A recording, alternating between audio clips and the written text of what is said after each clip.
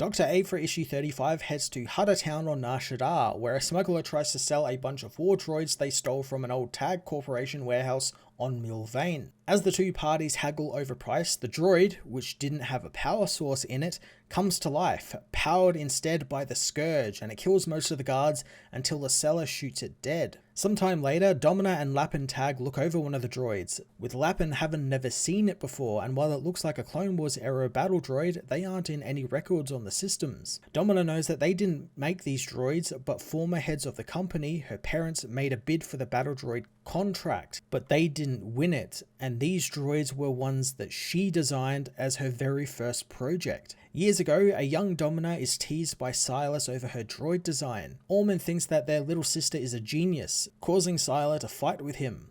Their parents come by, warning them that their behaviour isn't fitting for a Tag. The adults go and look over Domina's designs as in the present, Aphra enters the lab, recognising the old Clone War era droid. Domina fills her in on the pirates who stole the droid, then it activated and killed them. Yet that should be impossible since the power cells are missing and it never had any in it. Aphra knows that this can't happen and is told to investigate how it could have happened in the first place. Domina gives her information on a secondary warehouse that is still intact on Havel Prime, and Aphra is to go and see if anything similar has happened to the battle droids there. Aphra doesn't like the idea of walking directly into a warehouse filled with killer droids, refusing the mission, but the minute Domina says that she'll get danger pay, Aphra is in. Aphra accompanies Domina back to her quarters, told they need to go over some ground rules, since Domina doesn't leave anything to chance. She wants Aphra to agree to her terms, and Aphra does, suggesting they keep talking terms on the bed. Later, after spending the night together, Aphra awakens to find Domina already up and about, having already secured the rights to Keptic and its moons. Aphra tries to broach the subject of what happened the night before, but Domina coldly waves her off, telling her if she wants romance or a relationship, she should seek it elsewhere. Upset, Aphra leaves the apartment, not wanting to hear whatever Just Lucky has to say.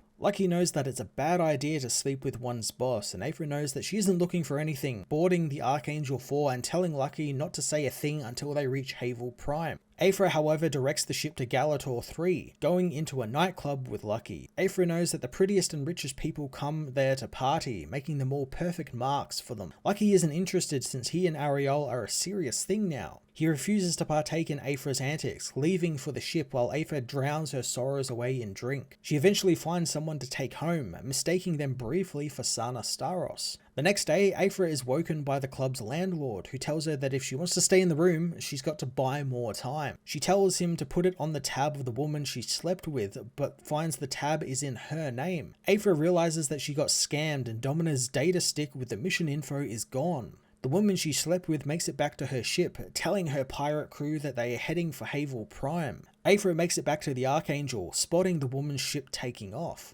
She tells Lucky to follow them since they took the data stick from her. Lucky warns her that Galator 3 was a bad idea as the duo head for Havel Prime. Once down on the cold planet, Lucky scouts out the base they are to infiltrate, finding it blends in well with the icy tundras. He fires his grapple down to the base, telling Aphra to grab hold of him, but Aphra wants to take charge. However, Lucky knows that if she did, she would drop him in a heartbeat. Once down at the base, they find the pirates' footprints and an access door, which they can't get into thanks to not having any of the codes. Aphra uses her tack tattoos to hack into the systems, telling Lucky that she's been picking apart Clone Wars era tech just for fun for years. The facility door opens and the duo find the power is out, which is strange since the industrial power cells that a facility like this has last 50 years. They find some of the battle droids in cold storage as a mouse droid darts out of the shadows.